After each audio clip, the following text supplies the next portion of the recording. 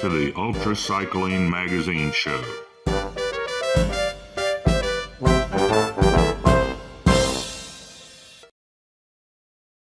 Welcome, everybody, to the UltraCycling Magazine show, the show about all things ultracycling and bicycling. Hey, Lee, how are you doing tonight? Well, I'm doing pretty good, except I can't see myself. Well, that's not good, but you're on there. Okay. It was just real strange here, Jim, for a little bit. It's been acting strange here, too, so hopefully we'll make it through. I hope so. Oh, I'm doing pretty good. It's been an interesting day trying to get my car fixed again. Mm-hmm. And finally, I think they got it right. Hopefully, they did. Gotcha. But yeah, it's been another rainy day here. Yeah, but it needs to quit raining so we can get out on bikes, I tell you. Yeah, it sure does. So we've got an interesting show tonight, and I think we're ready to get on with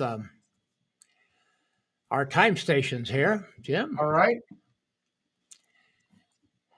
There you go. Because of the wonderful people that operate the time stations here in Ohio, time stations 41 in Oxford, 42 in Blanchester, where Jim hangs out, and he also starts the race across the east, and 43 in Chillicothe. And also by Mike Minium, the sign man who puts out all those wonderful signs along the road here in Indiana, Ohio. And you can get a sign for $10 at our time stations. Makes a wonderful thing to have and keep. Definitely. And if you're out there watching, make sure you follow us on Facebook, subscribe on YouTube, ring that bell, and give us a like and a share if possible. Yeah. Okay. Yep. Are we back? Yep. It's so messed up here, Jim. It's pathetic. So Okay. I don't know what's going on. Everything's looking good here, except it's just acting squirrely, but we'll get there. Okay. Well, you'll have to coach me along. I don't think there's anything particularly interesting. But where are we at? We're going to talk about World Bicycle Relief, Jim. Yep. And we've been promoting World Bicycle Relief. So tonight we're going to talk a little bit about women. 70% of the Buffalo bikes that World Bicycle Relief puts on the road are used by women. And this photograph shows a case in point, a woman who is carrying water back to her house. We forget the fact that a lot of people, like this lady, does not have running water. She has to go each day and bring her household water back for cooking, for cleaning, and all that other stuff. Can't you imagine how wonderful having a bike like this versus walking some distance is? And fact that it's tough living in some of these developing countries as it is, it's particularly tough for women, Jim. I just noticed she's got a canister in her hand. Yep. I looked at this picture several times just now, saw that. So we're trying to put 10 of these bikes on the road by my 90th birthday, $1,650, $165 puts a bike on the road. But we'll take any amount, whatever your currency. And if you look at our chart, we've got 3 bikes and a little bit more. Definitely. Toward our goal. And if we get 10 bikes by my 90th birthday in July, Jim and April are going to put 2 more on the road, aren't you, Jim? There you go. Definitely. Yep. Going to do our little part. Okay. Excellent. Jim, the rest of this, I'm going to let you take her. All right. We'll talk a little bit about our new website went live yesterday, and hopefully all the DNS things have gotten through, and you can go to ucm.bike and see the new format. It shows all our shows, has an events page that we'll be putting current ultracycling events on, and lots of other good things. So go out there and take a look at it, definitely. As for the RAM updates, right now we've got 80 total racers that race across America. We gained 1 solo before the cutoff time of May 1st. So we got 25 solo, 4 8-person teams, 3 4, and 3 2-person on RAM. On Race Across the West, we've got 21 total racers now, two person, two 4-person, and 10 solo. And for the Race Across the East, we got 17 racers, which is two person teams and 12 solos. And registration is closed now. So if you want to do it, sign up for next year. And also, with that, we are looking for volunteers here in Ohio for our time stations, especially the Race Across the East start, as well as time station 42 in Blanchester. It's the week of the June 16th, and you can either scan the QR code that you see on the screen or go to volunteer.ucm.bike. Yeah, and just let's help Jim out here. He works so hard and kind of does it single-handed. And let's give him a little hand down there at Blanchester. It's Definitely. And close to Cincinnati, close to Yep, Dayton, not too far from Columbus. Yep, we've had a great showing so far. People signing up, so we just need more. So get out there and sign up for us. You don't have to spend all day there. You can spend as little as an hour, 2 hours, whatever would be greatly appreciated. Any kind of help at all. Upcoming races. We've got Calvin's Challenge, May 17th and 18th. And you can go to the show notes and sign up for that if you want to. Registration is open on that one till the 15th of this month. So the day before the race. So, or you can scan the QR code there. Then we got Joe and Heather's Midwest Time Trial, the 612 Tour Midwest TT in July in Chillicothe. And that's when our challenge on the WBR bikes ends and Lee's birthday. So it'll be a good thing. Right. And if you want a flat race, boy, that's a flat place. I've ridden that area a lot out there, and it's flat as a pancake. And so it's a good place to get some good flat miles in. Excellent. So I think we've got a video for next week's show, correct? So we'll go ahead and play that. PBS, Public Broadcasting trailer. So let's take a look at that. All right.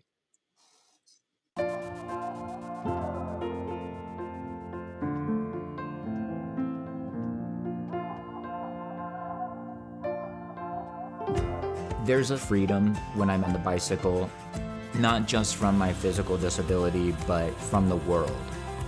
I can celebrate my mobility and find joy in the further adventure. Why don't you come along for the ride?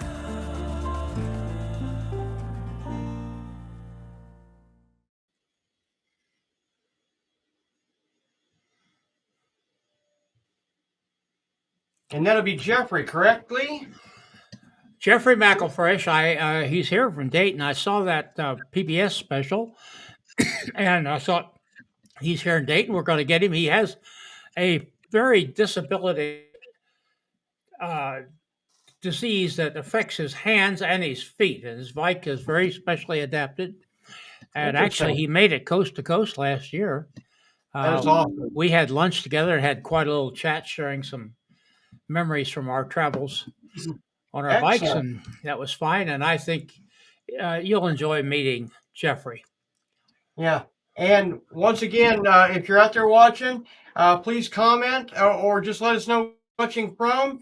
If you have any questions or comments, post them and we'll get them on there. So I think, Lee, you want to bring on our guest now? Well, and if you don't have any questions or comments, just chop in and say hello. Definitely. And tell us where you're from. So, yeah, we want to bring Phil Fox, whom we know very well in here, and he's got a couple friends with him tonight. Hi, Phil. There you are. Good to see you, Lee. Good to see you, Jim. Good to see you. Hey, how about introducing who you have with you?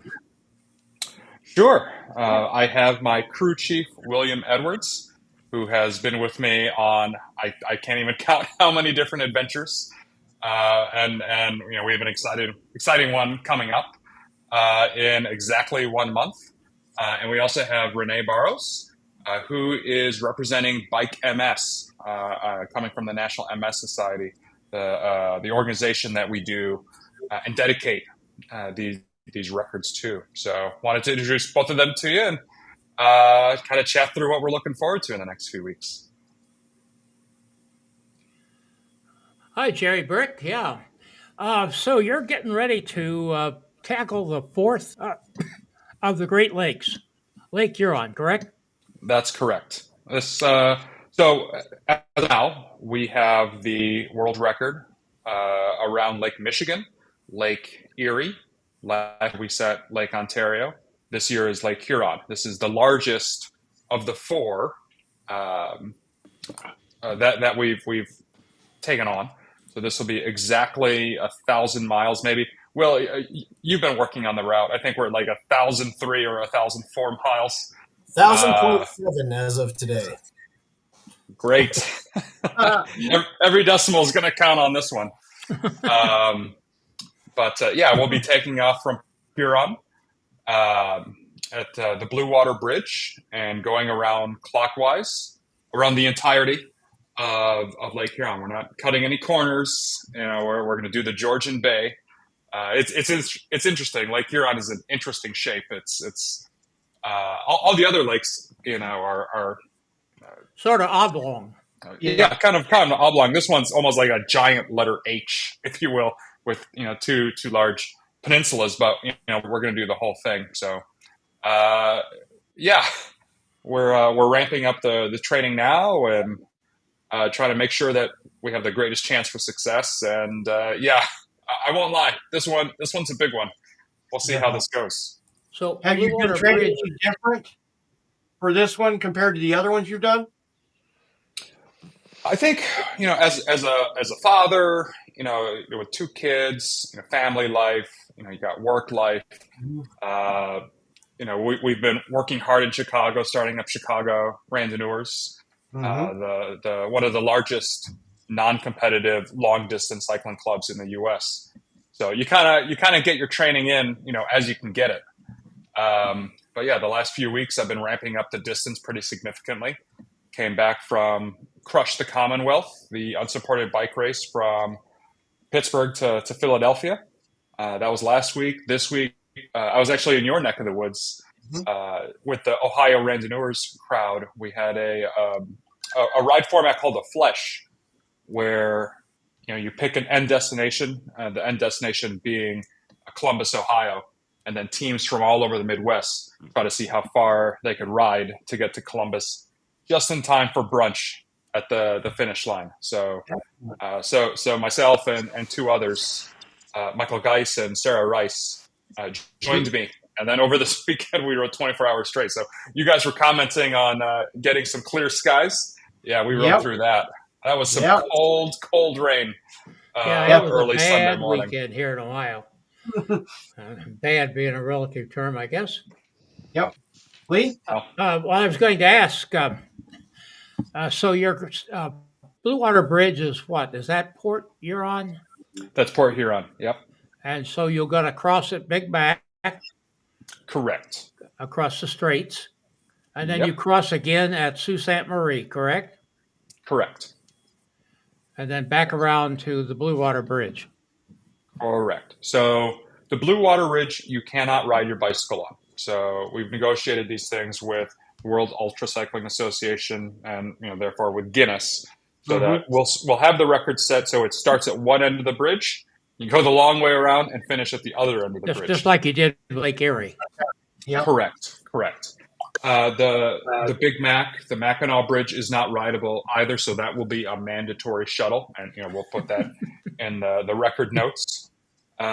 We did recon the route, so I confirmed that Sault Ste. Marie I can ride on what feels like just a straight up highway, but they assured me that cyclists do this all the time, as they put it. So I'll be taking advantage of that. I'm sure at the dead of night.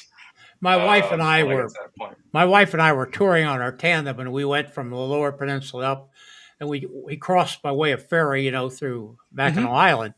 Yep. We came back by way of the bridge. In those days, I don't know what it is now, but they would take you and your bike across for $1. Yep. I think it might be $5 now. Probably so. So we come rolling up there on our tandem. It said they would take you across for $1. The pamphlet didn't say they would be happy about it, Phil. But you'll have your own transport. Well, interestingly, the first time I did Lake Michigan, I did that solo, unsupported, and I got to the bridge and I had to call in for help.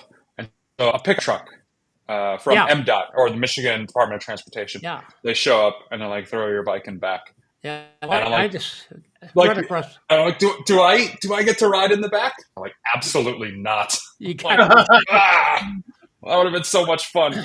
well, I did because we had a tandem and there wasn't room in the truck, so I got to sit in the bike and hold the tandem. So that So that's the pro tip. Bring a yeah, tandem if you want to yeah, ride bring in a tandem. Yeah. yeah in the trunk.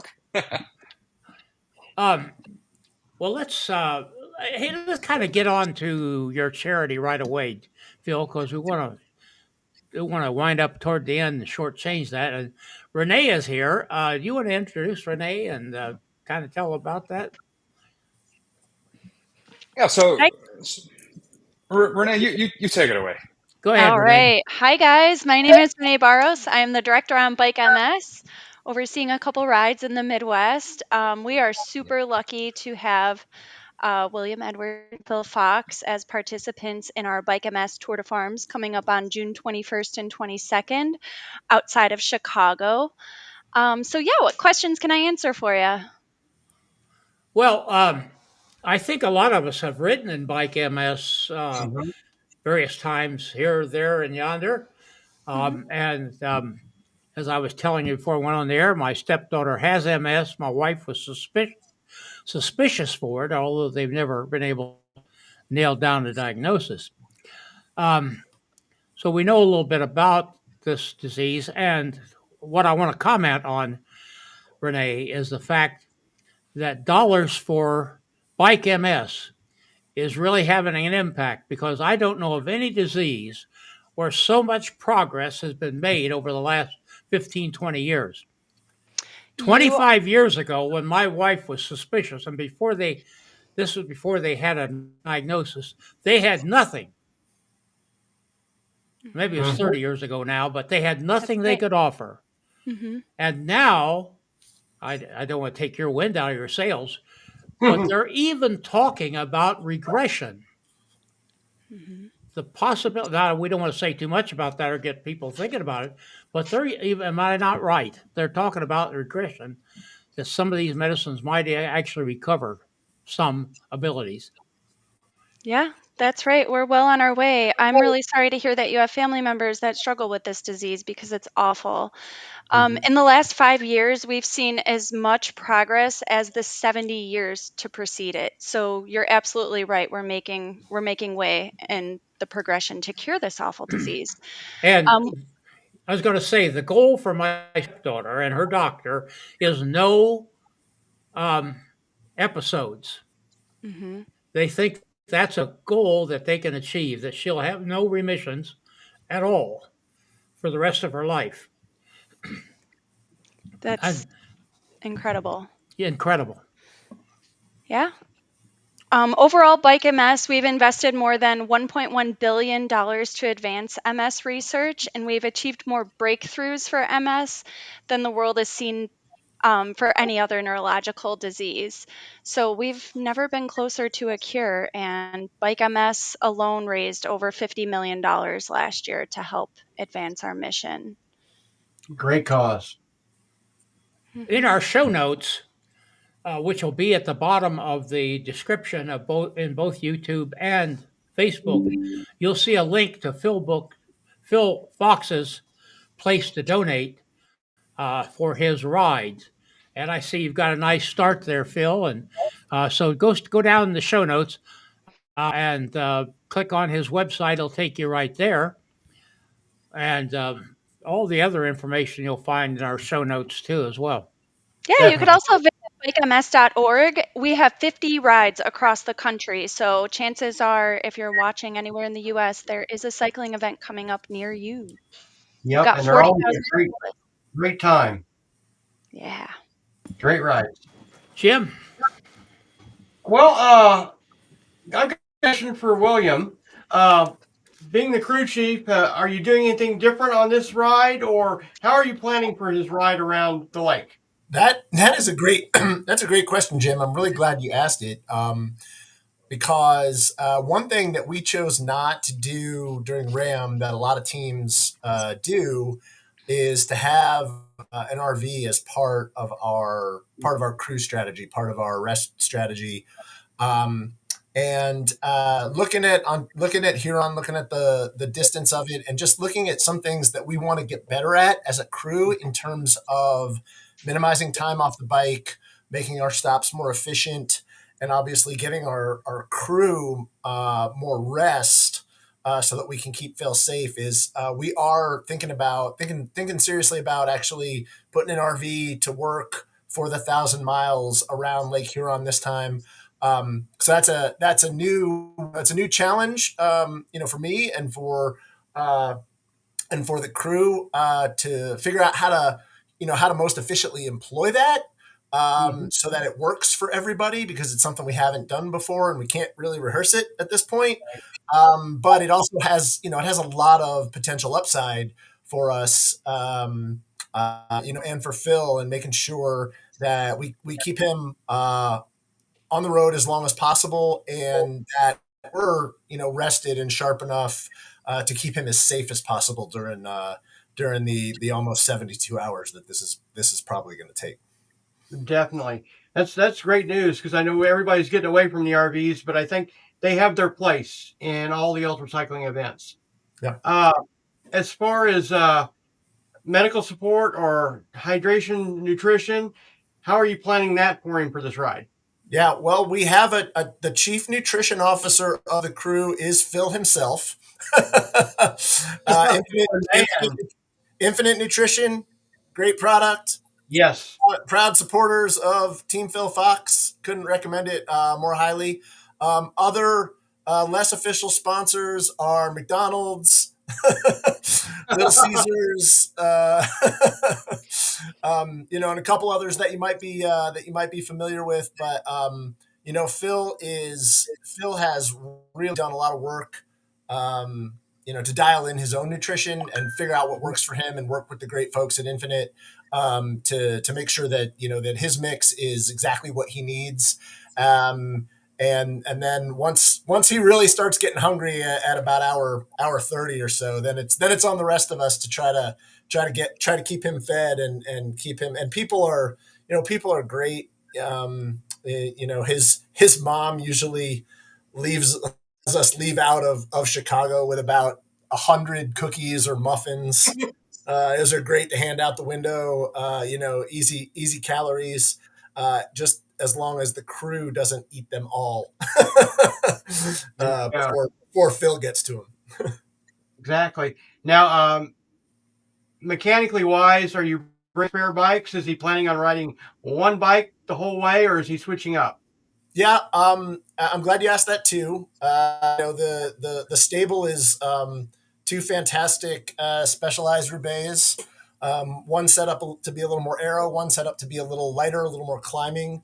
And then he also has a diverge. And so during the recon, Phil was looking at the shoulders, especially in some of the highways in Canada. He's like, I think we need to bring the diverge.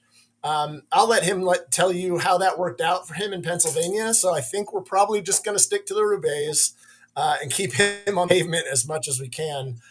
We have fantastic. We got Damian March, former owner of Lakeshore Bike, supported Bike MS for years here in Mhm. Chicago, even before I met him and moved out here. Before Phil got involved, awesome guy, A+ mechanic. He's our daytime driver.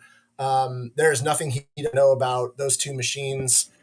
Even on RAM, we switched bikes very minimally and honestly only for to try to take advantage of conditions. Like, we really did not have to go. We have been, knock on some wood if you have it handy, but we have really been fortunate that we have not had to go to a spare bike really for any mechanical reason, except we had one saddle issue on RAM that I can think of. But yeah, even for 1,000 miles, we're in really good shape, I think, to just work off of those two roubaix and keep him on primarily on one machine almost the whole way.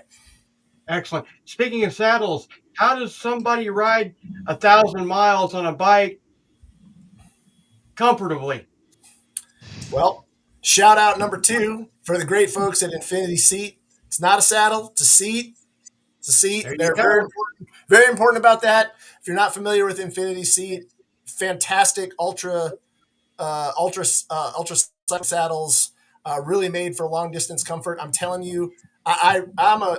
You can probably look at me and tell I'm not an ultra guy. I was a crit racer. And the first time I sat on Phil's Roubaix to ride it across a road to a hotel at one of our stops on Ram, and I sat on an Infinity Seat, I was like, "Oh my God, this is a completely different experience." Phil can Yes. tell you more, but that thing makes a massive difference, especially when you're fighting saddle sores, which was a number one enemy of ours at Ram. Mhm. We had a great medic on the crew for that, but the Infinity Seat absolutely helped a whole lot in keeping him comfortable and keeping him on the seat and on the road. Definitely. I I recommend mean, them. That's what we ride, so they're awesome. Lee, you have any questions for William? Um, Phil, is this going to be as you have before? Do it without sleep? so at 1,000 miles, I think I'm going to need to get at least one sleep break in. So I've gone this distance close to 3 times. I mean, Ram is a different animal, right? I mean, you're breaking it up. You're getting 2 or 3 hours of sleep every 24 to 30 hours. The Lake Michigan world record was 920 miles, and I pulled that off in 90 minutes of sleep. So can I replicate that this time? Can I get to 1,000 miles still on that 90 minutes of sleep? That's an open question.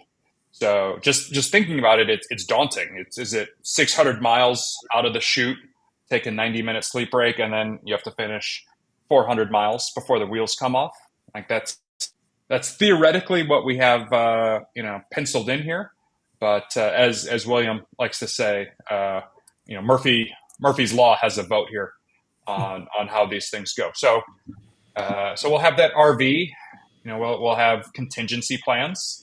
We've learned a lot from what happens when I get a case of the sleepies, whether it's at Ram or Lake Michigan previously. But I've been dialing in my my sleep plan and my caffeine strategy, and that's worked out well. I've done Paris-Brest Paris twice now, straight shot, 1,200 kilometers on no sleep. So that's probably the upper limit of how far I can go without some sleep break. But we'll play it by ear and see what happens. Gotcha. And question: what do you do about the sleepies? And William, do you notice when he needs that extra shot? Well, Lee, I think we missed the end of your question, but I think I got the gist of it, which is what do you do when Phil gets a case of the sleepies? And usually the answer is get back out there and get on the bike. But this is something where we think the RV could strategically play a really important role. On 1,000 miles, we don't want to do more than one sleep break if we can help it. Phil was awesome on Lake Michigan. We did 921 and a half miles, did that on one sleep stop. Obviously, he was slowing down toward the end. 1,000 miles is 80 more miles than that, right? So that's when you're only doing 13 or 14 miles an hour, maybe towards the end of that, that's still a lot more time.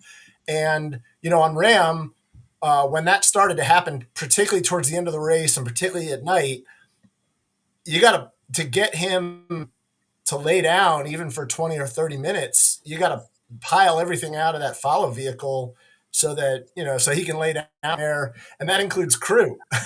So, you got your night crews just pretty much standing around outside the vehicle, just waiting, right? Where as if you have an RV that you can bring into that equation, pull it up, he gets to lie down in a bed. Your crew is still in the car. You don't waste time unpacking, repacking, that kind of stuff. So if sometime early morning on Sunday, if he feels like he needs another half hour, 45 minutes to really stay safe and finish strong, that's something that an asset like that is going to help us do that a lot more efficiently. And in terms of other aspects of the sleep strategy, so you got to get your caffeine protocol dialed in. So I take about 50 milligrams of caffeine every hour on the hour. That way, you don't get too much and crash, or have too little and it doesn't work as fast as you need it. So you got to find that cruising altitude on caffeine. And another thing that we utilize is we have a Vertex headset. So William and our communications lead on the night crew, whether that's Tony or Emily, or we'll actually have a new crew member this year joining us that might take a stab at that responsibility. But William, I mean, you probably know this pretty well. You can kind of tell when I'm getting the sleepiest because I get quiet over the headset. And you almost just need to keep me talking about anything and everything. Yeah. So it's really the communications lead, the crew chief, when they're over the headset, it's their responsibility to keep me safe, and they can kind of tell where my mood and mindset is if I'm not making a whole lot of over comms. Now, Phil, go ahead, Lee. I'm just going to I want to get back to MS, but you go ahead with your question, Jim. Yeah. Now, do you ride based on heart rate, wattage, or just pure feel on your pace? How are you going to do that for this ride? It's a lot of by the seat of my pants, if you will. Okay. But it's interesting over the years that we've done this. William and the rest of the crew have found ways to, let's just say, motivate me. One of the things that they realized was, having loudspeakers over the car. Just giving me. I think we call it the power hour. Once you get to 1 or 2 o'clock in the morning, and my watts are starting to drop, they know to get the music blaring over the loudspeakers. Another strategy we've developed over the years, I've printed out the script to Top Gun, and now I just got a copy of Top Gun Maverick, and we'll just do line readings all night. Yeah. Oh, that's a cool idea. There's times where Tony will just go to a random page and then quiz me. He's like, "This line is this. What is the next line?" And I pretty much get it every single time. Yeah. So and they've noticed my watts just go up 20 points when we start talking Top Gun. That's an awesome idea. That's great. And Phil will do his own average mile an hour in his head each hour as he's riding. It's part of his strategy to keep his mind engaged, is to literally see how fast he's going, know what his mileage is, and calculate that average per hour. And so he's telling us how fast he's going at the top of every hour. Great. And it's just a way to kind of keep his brain in the game. Gotcha. One new strategy that I'm excited to use this time. So I got the new Garmin, 1040, the new Garmin computer. And there was a custom field I was able to download onto it, which will calculate your moving efficiency. Wow. So now I just have one metric in there that says you're moving 99% of the time. Then, you take a pee break, or you go to the convenience store or whatever. And now it's, okay, you're moving 96% of the time. And then you just watch that number, and you can kind of calculate. There's really only 2 variables in ultra racing. It is your speed, and it is your stoppage time, or your moving efficiency. Yep. So if you just manage those 2 numbers, you can kind of dial in exactly what your goal is and work backwards from that. So excellent.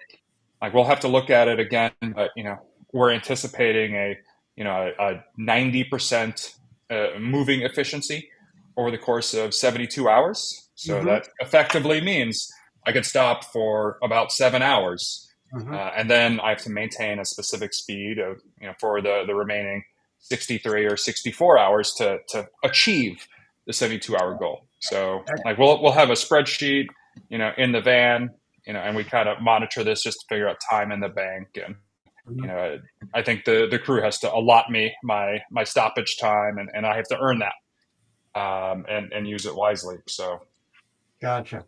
Lee, you wanted to ask? I And this think is kind of goes back to what I was Well, talking about. actually, it's a question for Phil. Over the past races, and not only just the circumnavigations, but all of your MS events, you got any idea how much money you've raised? I think between William and myself, over the past 10 years, we've been kind of fundraising separately and now jointly. We're at about $200,000, Wow. plus or minus, Will, over the past 10 years. Almost 250,000. Yeah. Wow. Wow, excellent. Well, that is amazing. Yep. I got a question for Renee. Do you have to be an ultracyclist or a crit racer to ride a bike MS? Heck no, you can drag your Schwinn out of the shed and you can join us for 25 miles if that's what you've got. So yeah, Excellent. no, And it's not a race, it's a ride.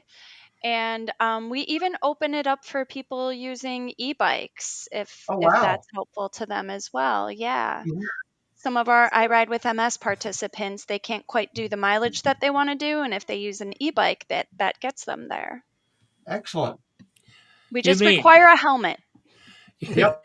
You mean you'd even let me in with my old bike with down tube shifters, I'd let you on a which tricycle even. we got to discussing after we're off the air last week. But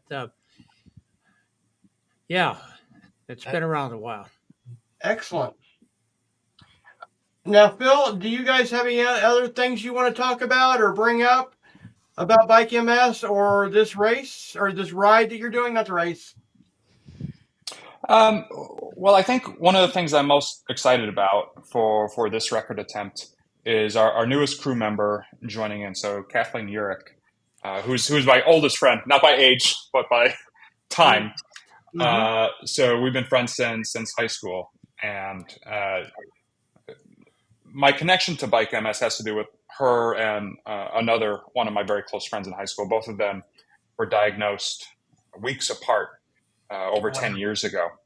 And that's actually where I found Bike MS, and that's actually where I found ultracycling.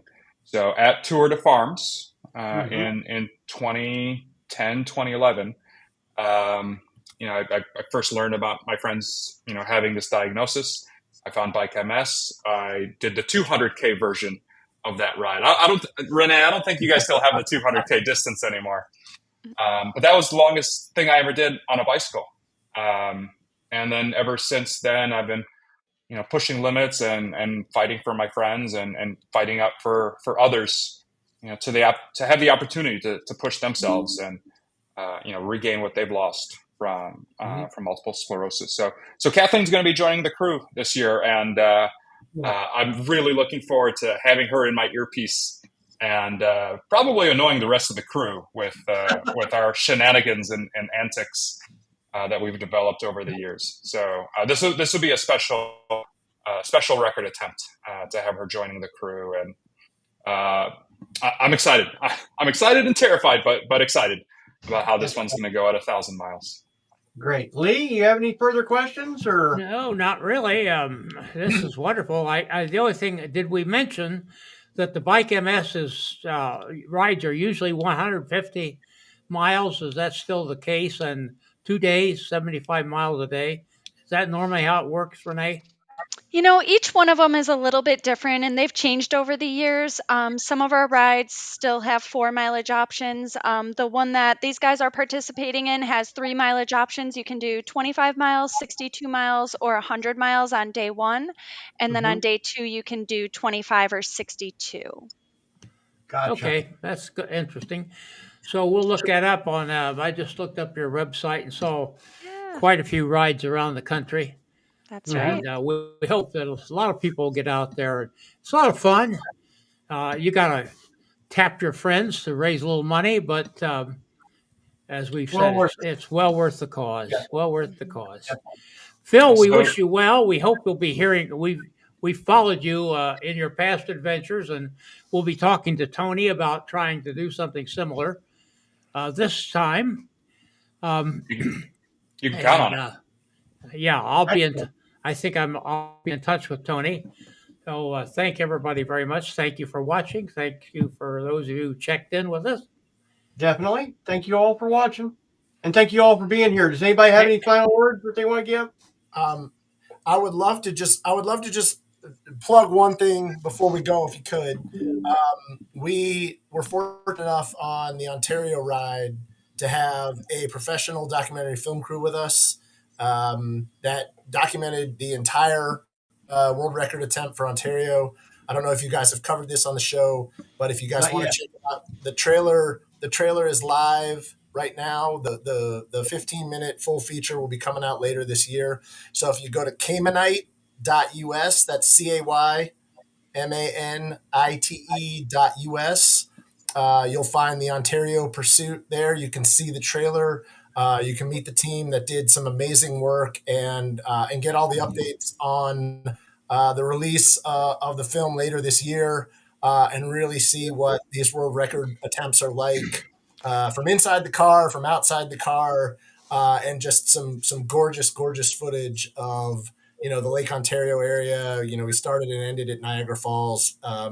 It was they did a really, really amazing job, and of course we're just so happy that they really put the message just in terms of Team Phil Fox and all of us doing this to support Bike MS and support everyone who's living with MS. So definitely check that out.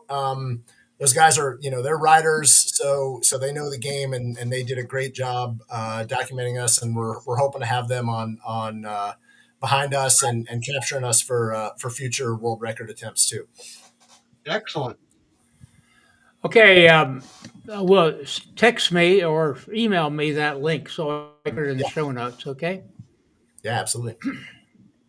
We really want to thank you all for being here, and good luck on your world record attempt, and keep him safe, William, and everybody go out and check out Bike MS. It'll be a great thing for the future of MS. Lee, you think we should find Greg? Yep, say goodnight to Riley. All right. Good night, Riley. That's past his bedtime. Thank you all for watching. Hang with us after we close. This is Gregory Zuber, thanking you for watching and sharing. Music by Kevin MacLeod.